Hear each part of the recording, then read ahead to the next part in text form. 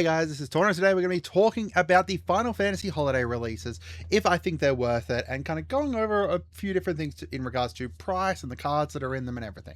We're going to go through both the scene boxes and the Chocobo bundle, and I know that people are hyped about them, and it's really cool that we're getting like a wave 2 of Final Fantasy, so I hope that I don't diminish any of that hype, just so that way you setting expectations before the video.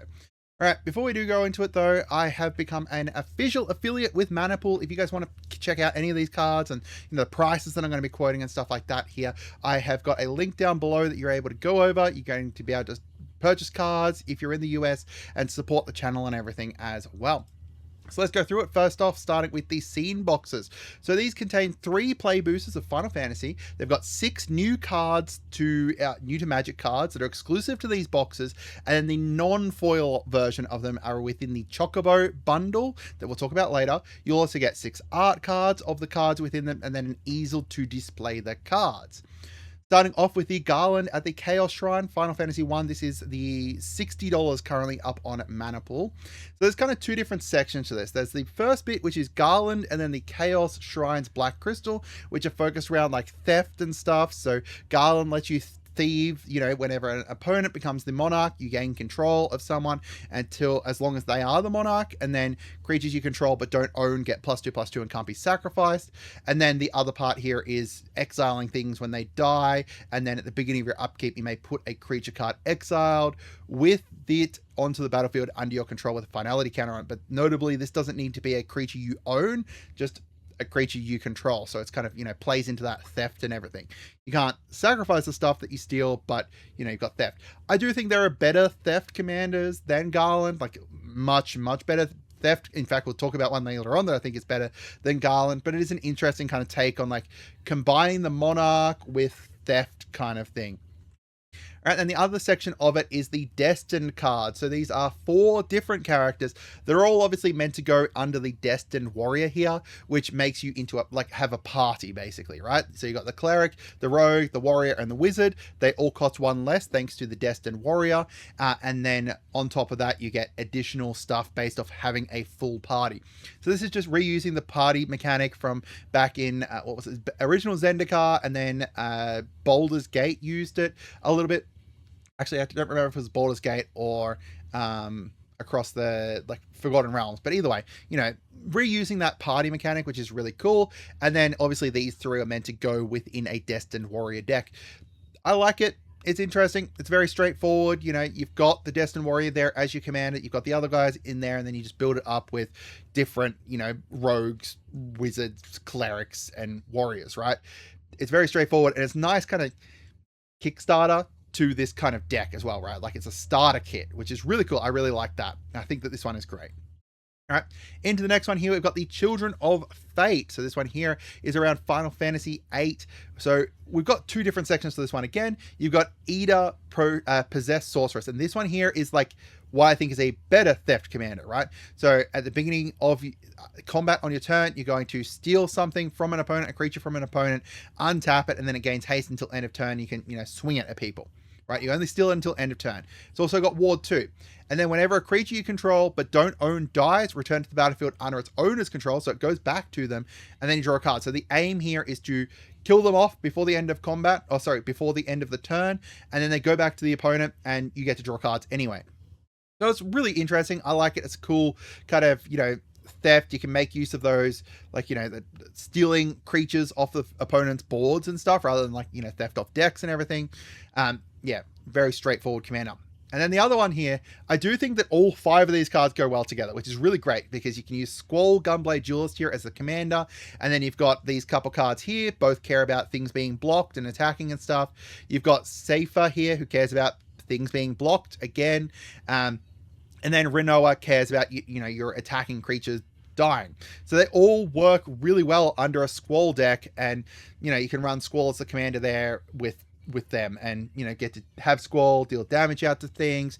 You got Sifa going over there goading things, and giving death touch as well. Renoa reanimating stuff, not reanimating light with flying counters.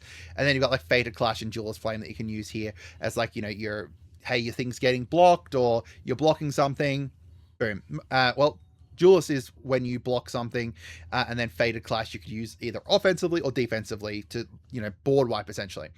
All really great cards. I really like them. They work really well together. I think that this is like my favorite of all of them because of the fact that you can run them all under Squall, and that's just really cool. Honestly, this is the one that I'm potentially going to pick up just because of the fact that I can just use Squall as the commander and then run all these guys underneath him. All right. Then we've got the Siege of Alexandria. This one here is a little bit more all over the place, I think. Both of the next two are a little bit all over the place, I think. This one's $68 US at the moment. So we've got Brilliant Wings and Judgment of Alexander. Both of these here are like, more Voltron-esque kind of stuff. So Brilliant Wings comes in, you enchant something, gets flying, hexproof, and then if another creature enters, you can move it by paying 1. That's good. And then we've got the Judgment of Alexander here that prevents damage you take from sources your opponents control, and then whenever damage from a creature is prevented this way, each commander creature you control deals damage equal to its power to that creature. So you get to do that, and then you've got your big Voltron commander out here that will just ping them, right? It's really cool. But both of these kind of work well into that kind of Voltron-esque kind of stuff, and then mono white. Then we've got this here, which is Amarant Coral, which is more like I think he's kind of Voltron, but he doesn't have white within him, so he can't kind of use those other two cards. Vivi's Persistent can work well into like an attacking combat-based commander, so like Amarant can use Vivi because the Vivi's Persistence, because Vivi Persistent will also create that wizard, and then from there, those wizards will deal damage whenever you cast your auras, enchantments, and stuff. And then Mega Flare is kind of like a control piece, I guess. You could either kick it to create a big 6/6, but most likely you're going to use this to wipe out 3 of your opponent's creatures, right? You choose one creature for each opponent, and then Mega Flare deals damage to them equal to the greatest power among creatures you control. So, you get your commander to have big power, and then you get to deal damage to them. Yeah, I think it's a good kind of control-y piece in a otherwise deck that's more likely focused just on combat. And the final one here is the Search for the Dagger. We're kind of moving back again to like a more, it's not Voltron this one though, because you specifically need legends. Like you need to focus around legendaries here. So obviously within Final Fantasy, there was a bunch of really great like combat-based legends and stuff, and you can use that really well here to be able to, draw through them and stuff, but you do need a deck that has a bunch of legends in it for this to work really well. But yeah, there's like, a bunch of things across the board here. All right, next up, we've got the Camp Comrades here, and this is the cheapest one here at only $59 US. So this one here is focused around Final Fantasy 15. We've got Noctis Heir Apparent here, which I really love. I think that he's great.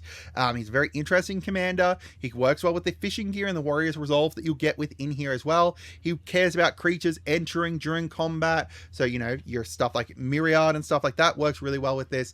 And then you may attach an equipment onto that creature as well.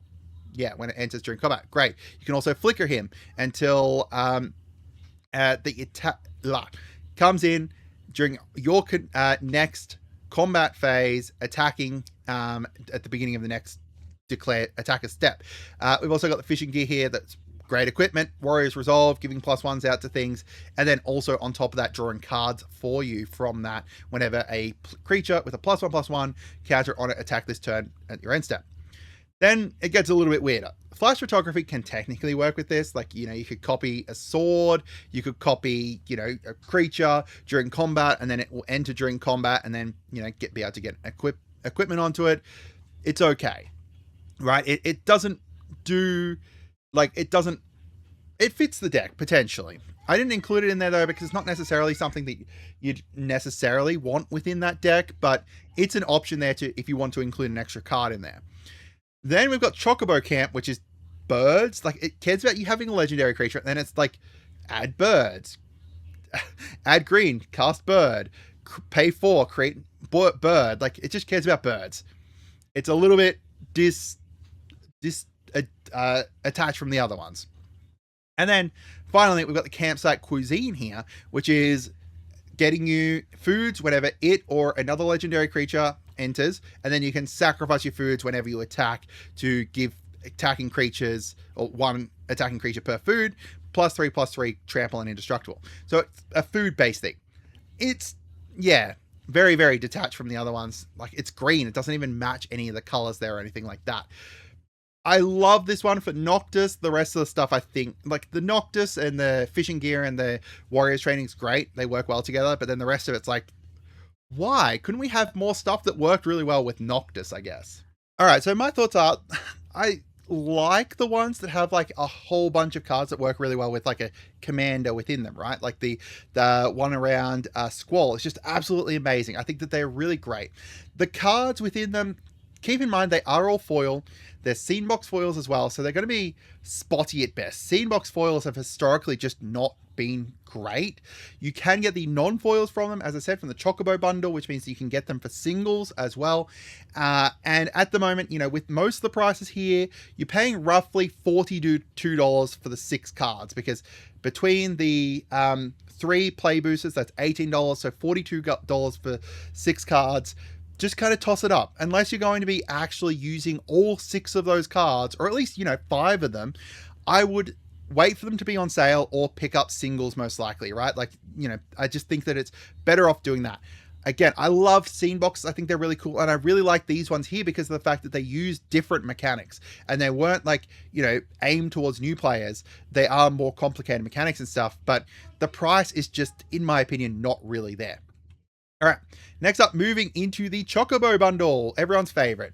This comes with 1 special Chocobo booster that comes with 2 promo borderless cards, which I'll show you in a minute, and then 10 full art lands that have special foiling as well. That special foiling is essentially like a Chocobo trail going over it, if you like that kind of thing. It's also got a promo Birds of Paradise as a flying Chocobo. Then you've got 1 scene card in non-foil, a click wheel, and the card box as with all bundles, then 32 lands, which 16 are foil, 16 non-foil, and 10 play boosters. So, you know, there's a lot within this one. It's also quite expensive, right? Like, you're looking at more expensive than gift bundles, which is crazy because it doesn't even have a collector booster in it. Like, it's got that special Chocobo booster, that's fine, but it doesn't have a collector booster in it. You're only going to get 2 special borderless cards in it. These other ones, they full art lands, they're the same full art lands that we've seen before. That's slightly different. All right, so this is the special promo here. As I said, you know, it's Birds of Paradise as a Chocobo. It's great. You know, Birds of Paradise is a very useful card, very great card. We've also got these, the promo cards. So you'll see that there is essentially 20 different ones. You will get 2 of these 20 cards. Some of them are pulled from the main set. Some of them are pulled from the different commander decks. So, like, you know, you've got Lulu and Riku here from the Final Fantasy X commander deck. You've got Tataru here, which was the Final Fantasy 14 commander deck, I believe. Some from the Final Fantasy 7 one. And then you've got some from like the main set as well here with like Estian here. We've got like Tifa and Traveling Chocobo again from the main set and stuff. You've got a Vivi here. That's important to note. Vivi and Cloud Midgar Mercenary, both really great cards. So there is a selection here of some absolutely amazing cards with, like, you know, as I said, Cloud, Vivi, Traveling Chocobo, Tifa, really great cards. I do really like Lulu. I think Lulu's underrated there. And then you've got some that are not so great. And if you look at the prices of them, it's going to reflect that as well, right? You got Snapcaster Mage here. That's $150 currently. So you could open this and one of your 2 cards could be a Snapcaster Mage. Or it could be, you know, Mog, Moogle Warrior, $15. Most of them are cheap. Most of them are cheap. There is, like, you know, some, like, you know, these 3 here, most likely, like the Cloud and the Tifa as well, are more expensive. And then there's a whole bunch that are relatively cheap because they're just from, you know, the commander decks. They're just, you know, relatively not very powerful cards, right? So you're doing an absolute gamble on these. And as I said, you know, this is $170 currently up on Maniple. You could get it potentially cheaper somewhere else, but, you know, 170 is the cheapest that I've seen it. So, as I said, you know, this is gambling at its finest. You are buying $170. 60 of that is going to be towards your play boosters, which again, that's even gambling. And then 110 is for the promos. You have a chance of getting some absolute bangers, right?